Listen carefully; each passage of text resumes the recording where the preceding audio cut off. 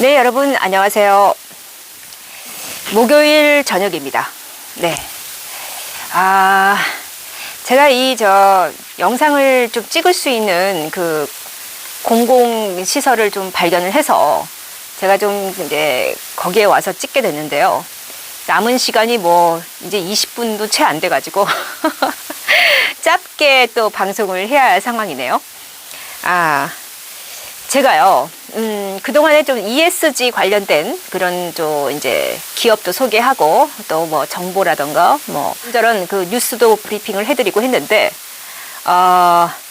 사실은 이제 저의 그 전공을 제가 지금 살리지 못하는 부분이 좀 있습니다. 저의 관심사는 ESG인데, 제가 그동안 해왔던 부분은 또 인문사회 분야에서의 어떤 그런, 또 이제 과학사라던가 뭐 이런 그 철학, 또 이런 문화 콘텐츠, 이런 이제 또 예술, 뭐 이런 이제 이런 문화 전반, 문화예술 전반에 대한 그러한 사실은 좀 지식을 쌓았는데 그 부분에 대해서 제가 조금 이제 발언을 하지 않고 있는 상황이에요. 제 관심사가 워낙 그 ESG 경영 쪽으로 가 있어가지고. 그래서 이제는 제가 좀 그 저의 시청자들 중에 또 이 문화예술 분야에 또 전문가들도 있고 또 이 부분에 또 연구를 하고 계시는 분들도 있고 또 관심사가 또 이 예술 전시라던가 영화라던가 이 문화 전반에 관심이 많은 분들이 좀 있어서, 그러니까 문화예술을 향유하는 분들이 주로 여성들이죠.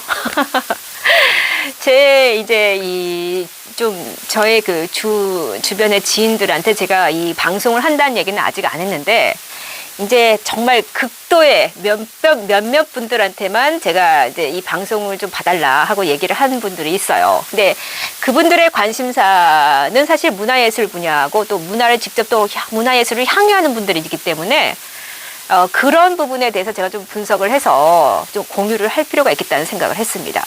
네, 실제로 이제 제 주요 저의 시청자층은 여성들이고 그분들은 또 문화예술을 특히 더 이렇게 그런 지적인 수준이 높은 분들이 많아요. 그래서 사실은 이제 제 시청자들을 위한 콘텐츠를 또 제가 또 소개해드릴 필요가 있겠다라는 생각이 들어서 문화 코너를 제가 신설했습니다.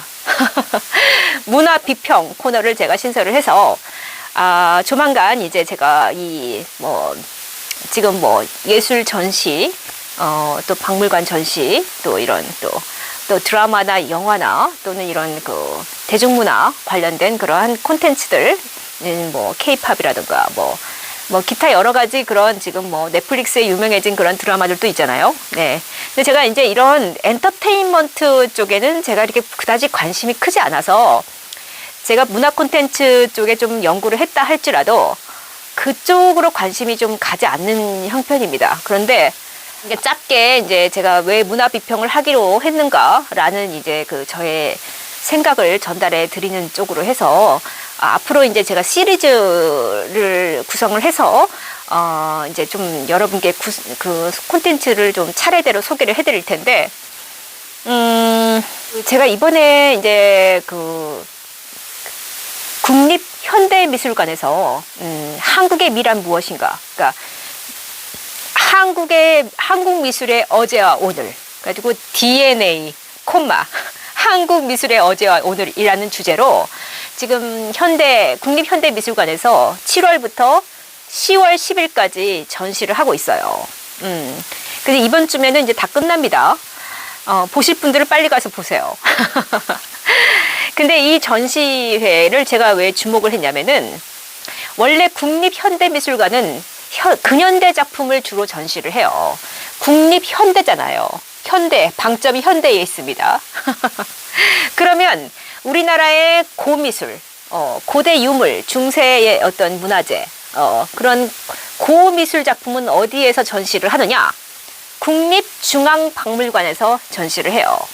자, 어떤 언어가 좀 다르죠? 국립은 똑같죠? 근데 하나는 현대고 하나는 중앙이죠? 그리고 하나는 미술관이고 하나는 박물관이죠. 자, 그러니까 국보급 미술품이나 보물급 그런 미술 작품은 다 박물관에 가 있는 거예요. 그러니까 이 미술관에는 근현대 작품들이나 그런 예술품들을 전시하는 거죠. 그러니까 이렇게 시대가 구분되어 있는 거예요. 하나는 근대 이후, 하나는 근대 이전, 국보급, 보물급.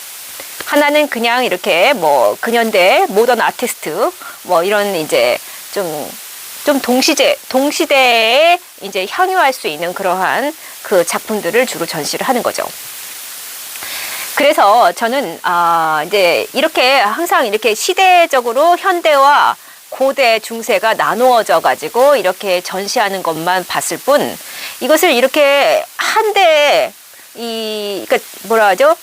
전통적인 그 유물 문화재를 이 근현대 작품과 함께 전시하는 거는 이번에 처음 봤어요. 실제로 국립현대미술관 학예사가 이 국립현대미술관에서 고대 중세의 보물급, 국보급 문화재를 전시하는 것도 처음이래요. 그러니까 이 전시 문화가 바뀌고 있다는 것을 보여주는 하나의 트렌드예요. 그래서 역시 제 똑똑한 지인 중에 한 분이 제가 이 전시회를 한번 가봐라 했더니 한번 그 포스터를 보고 나서 여기는 그 고미술과 현대미술을 함께 이번에 전시를 하는 것 같다. 그런데 삼성그룹 회장인 고 이건희 회장의 그 컬렉션이 최근에 그 전시를 했었죠. 컬렉션이 있었는데 그때는 거의 뭐 표가 없어가지고 보지 못한 사람들이 더 많다고 해요. 근데 그때도 상당수의 작품을 국립현대미술관과 국립중앙박물관이 이 근대 이전과 근대 이후로 나눠가지고 작품들을 나누어서 전시를 했거든요. 근데 그때 이제 상당한 그 대중들이 많은 호응을 해줬기 때문에 이것을 다시 한 번 더 이제 이건희 컬렉션 기증관 해가지고 전시를 하게 되는데, 그때는 이렇게 근대 이전과 근대 이후, 그러니까 현대와 고대 중세를 나누지 않고 그냥 그 기준관에 같이 이렇게 섞어서 혼합해서 전시를 한다고 합니다. 그래서 제가 이제 이 소식을 듣고 생각을 한 게 뭐냐면, 이전에는 이렇게 전시하는 방식이 없었어요. 거의 없었어요. 예. 근데 전통과 현대를 이렇게 혼합해서 전시하는 이유가 뭘까? 그래서 이게 과연 우리나라에만 이게 해당되는 트렌드냐, 아니면 해외에서도 이런 트렌드가 있었느냐 하고 살펴보니 2016년도부터 지금으로부터 4년, 5년 전부터 이미 해외에서도 이렇게 어떤 하나의 주제를 바탕으로 해서 주제를 걸고 하나의 테마를 걸고 이 어떤 그 고대 유물과 근현대 작품을 같이 전시하는 그러한 전시 행태 또는 전시 양식, 뭐 전시 트렌드 또는 뭐 전시 구조라고 합시다. 이러한 전시 구조가 나타나고 있었다는 거예요. 그 어떤 방향으로 그러한 그 트렌드, 그런 전시가 쭉 이어져 왔고, 비록 코로나19 때 어떤 전시 산업이 좀 죽었지만 여전히 그런 흐름이 이어지고 있고, 내년에 위드 코로나로 가게 되면은 제가 볼 때 이 시대 구분을 넘어서서, 그러니까 통시적으로, 그러니까 과거와 현대를 구분하지 않고 이거를 이렇게 전체적으로 총체적으로 조망해서 감상할 수 있는 그러한 전시 구조가 보편화될 것 같다라는 생각이 들었습니다. 근데 제가 생각할 때는 왜 이런 전시 구조가 나타나고 있는가라는 부분에 있어서 그동안에는, 자, 우리 대학에서 대학의 사학과를 보세요. 자, 사학과는요, 근대사, 중세사, 고대사, 현대사 교수들이 다 달라요. 심지어 철학과는요, 동양 철학과가 있고 서양 철학과가 있고, 동양 철학도 한국 철학, 불교 철학, 뭐 중국 철학 다 나누어져 있습니다. 문학을 볼까요? 고전 문학과 현대 문학이 나누어져 있어요. 예. 이렇게 동서양을 구분하고, 그리고 근대와 현대를, 또는 뭐 중세와 고대와 현대와 근대를 이렇게 구분하는, 구분해서 이렇게 독립적으로 개별적으로 어떤 시대상을 연구해 왔던 그러한 사관이 바뀌고 있는 거예요. 사관도 바뀌고 그러한 어떤 그 경계를 허물고 있는 그런 두 가지의 서로 다른 이질적인 어떤 영역이 그 뚜렷하게 구분되어져 왔던 그런 경계를 허물고 서로 만나려고 하는, 조응하려고 하는 그러한 어떤 조짐이 시작되었다. 그런 흐름이 시작되었다고 보는 겁니다, 저는. 그래서 넘나들지 않고 뚜렷하게 구획되어서 너는 너, 나는 나 이렇게 개별화돼서 갔던 영역들이 이제 서로 그 너와 내가 서로 유사성이 있어. 물론 우리는 다르지만 서로 영향을 주고받은, 상호 영향을 주고받은 관계가 있어. 그걸 우리가 한번 보자라는 관점으로 어떤 그 예술적인 그 전시 행태에서부터 나타나고 있다라는 겁니다.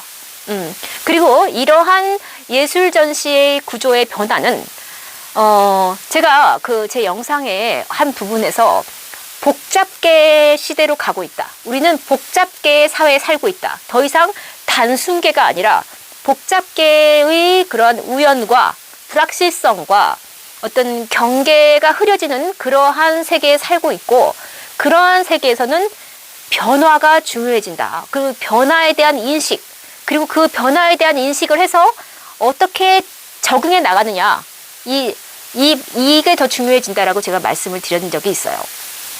마찬가지로 이 예술 전시의 차원에서도 전통과 현대를 뚜렷하게 구분하는 그런 것보다는 전통 속에서 현대성과 미래성을 찾고 또 현대의 작가들이나 현대 미술품에 영향을 미친 이 고대나 중세의 미적 어떤 의식 또는 미적 양식 또는 미적 스타일 이런 것들을 이 근현대 작가의 작품 속에서 발견해내고 또 재인식해낼 수 있는 그러한 관점, 그 열린 관점이 생긴 거예요.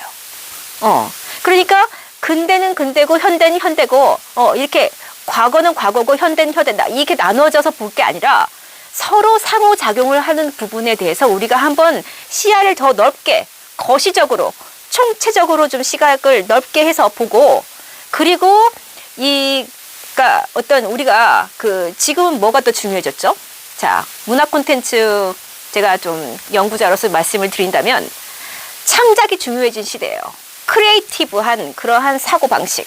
그러니까 뭔가 창조를 해낼 수 있는 능력, 그 창조력인데 그 크리에이티브한 능력은요. 그 원천이 그냥 나오는 게 아니에요. 그 원천은 전통과 과거와 이 쭉 이어져 내려온 어떤 그러한 양식 속에서 발견해가지고 그것을 그 오늘날의 양식과 결합하는 과정에서 그 창조성이 드러나는 거거든요. 그러니까 그냥 무에서 유가 나오는 게 아닙니다. 그 사례로서 제가 다음 그 영상에서요. 피카소라는 작가 다 아시죠? 네, 초현실주의. 예, 피카소가 어떻게 해서 그러한 독창적인 그런 미적 세계 또 그러한 화풍 그리고 그러한 조각품을 만들어낼 수 있었는가라는 부분에 대한 거에 퀘스천 마크를 가지면서 그러니까 문제의식을 가지고 서양에서 이루어진 그러한 전시를 한번 보여드릴 거예요. 그리고 왜 그런 전시를 하게 되는가 그런 거에 대한 좀 설명을 하면서 그 피카소라는 그런 정말 위대한 예술가도 사실 고대와 중세의 예술 작품과 조응하는 그 마주치는 과정을 통해서 그 예술 작품에서 어떤 아이디어를 얻어서 자기 작품 세계에 그것을 녹여냈다, 융화시켰다 라는 부분에 주목해서 그렇게 고대 유물과 그러니까 그리스나 어떤 로마의 시대의 그런 예술 작품과 피카소의 작품을 함께 이렇게 전시를 하는 그러한 박물관을 소개할 겁니다. 네. 자, 이제 이런 사례뿐만이 아니라 지금 미국의 뉴욕이나 뭐 이런 데서도 이 고대 유물 또는 그런 그 골동품 또는 뭐 이런 그 고미술 작품과 현대의 작가들의 작품들을 이렇게 함께 전시를 하면서 어떤 영향을 주고받았는가. 그냥 이렇게 아무런 관련이 없는 걸 그냥 딱딱딱딱 전시해 놓는 게 아니라 이 작품 세계에는 고대의 어떤 그 작품, 어떤 작품에서 이러이러한 영향을 받은 것이다 라는 것을 설명해 줄 수 있는 어떤 유의미한 상관관계를 가지고 있는 그러한 작품끼리 서로 전시가 되고 있는 그런 모습들, 그리고 그러한 구조들, 전시의 어떤 그런 뭐 동선이라던가 전시관이 어떻게 이렇게 형성되고 있는가, 이런 부분에 대해서도 좀 제가 조사를 해서 여러분께 좀 공유를 해드릴까 합니다. 이거 뭐 재밌어 하실지는 모르겠는데 어찌 보면 이게 이 예술 전시 또는 박물관에 가서 이렇게 감상을 한다라는 것, 이런 것들은 사실은 좀 높은 차원의 예술적인 향유예요. 그러니까 이제 우리가 먹고 사는 문제가 어느 정도 해결이 되고, 그리고 이제 뭐 기술 변화가 이제 막 발빠르게 일어나고 있고, 그럼에도 불구하고 인간은 영화를 보러 가야 하고, 또 이렇게 박물관에 가서 고대 유물도 이렇게 좀 한 번씩 봐야 하고, 또 이렇게 미술관에 가서 정말 동시대인들의 그런 어떤 정말 막 뭐 반짝이는 그런 정말 기발한 그러한 또 작품도 보면서 이 감성을, 메마른 감성을 일깨우는 노력을 계속 해야 하는 거예요. 그렇게 또 그러한 이 기술 변화가 더 급격하면 급격할수록 정신 문화에 대한, 그러니까 이 물질 문화가 발전하면 발전할수록 이 정신 문화에 대한 어떤 그런 그 욕구, 내적인 욕구가 더 커지는 것을 우리가 또 이런 것을 발견할 수가 있습니다. 물질 문명이 발달되면 발달될수록 이 정신 문화의 그 어떤 품격도 더 올라갈 수밖에 없고, 또 이 정신 문화가 또 그것을 받쳐주지 못하면 물질 문명도 어느 한도 이상에서는 더 커질 수가 없어요. 왜냐면은 이것도 이제 제가 또 말씀을 드리려면은, 이 정신의 크기와 물질의 크기가 비례하면서 이 역사가 발전하거든요. 네, 어쨌든, 제가 볼 때는 이러한 전시 구조의 변화, 그리고 시대 구분을 넘어서서, 이 전통과 현대의 예술 작품을 뭔가 유의미한 상관성이 있는 것들끼리 이렇게 연관을 시켜가지고 전시를 하려는 그러한 문화, 풍토, 그러한 전시 문화의 변화, 이런 것들에 우리가 주목할 필요가 있고, 그것은 단순히 우연적인 어떤 그냥 트렌드에 불과한 게 아니라 오늘날 우리가 살아가고 있는 이 시대에서 이 크리에이티브를 중시하는, 이 창조력을 중시하는 그러한 시대적인 그러한 흐름에서 이 창작의 원천이 되는 그 전통 문화, 전통 예술, 과거에 이미 이룩된 어떤 그 문화적인 어떤 역량 또는 스타일, 이런 것으로부터 창작의 원천을 가지고 와서, 그래서 그것을 이 현대성과 전통을 더 합쳐서 새로운 미래성으로 나아갈 수 있는, 재창조할 수 있는 그러한 창조의 원천과 역량을 쌓기 위해서 우리가 이제 그러니까 항상 어떤 스타일, 어떤 미적 양식, 어떤 이런 전시의 양식은 그 사람들의 정신적인 어떤 흐름, 정신의 변화, 뭐 소비 행태의 변화 또는 어떤 관념의 변화가 그 동시대에 살아가는 사람들의 어떤 정신적인 그러한 욕구, 이것이 이 항상 어떤 향유, 예술 향유의 어떤 그런 양식에 반영이 된다라고 보거든요. 그것이 또 소비의 행태에도 또 반영이 되고요. 그래서 전시 트렌드가 이런 식으로 변화하고 있다라는 부분을 여러분께 오늘 설명해 드렸습니다. 네. 다음에는 제가 구체적으로 이제 그런 전시, 실제로 어떻게 전시를 하고 있는가, 과거와 현대가 어떻게 만나고 있는가, 그런 것들을 좀 여러분께 구체적으로 설명해 드리겠습니다. 네, 오늘 뭐 좀 빠르게 제가 영상을 찍었습니다. 네. 다음에 또 더 알찬 방송을 가지고 여러분을 찾아뵙겠습니다. 감사합니다.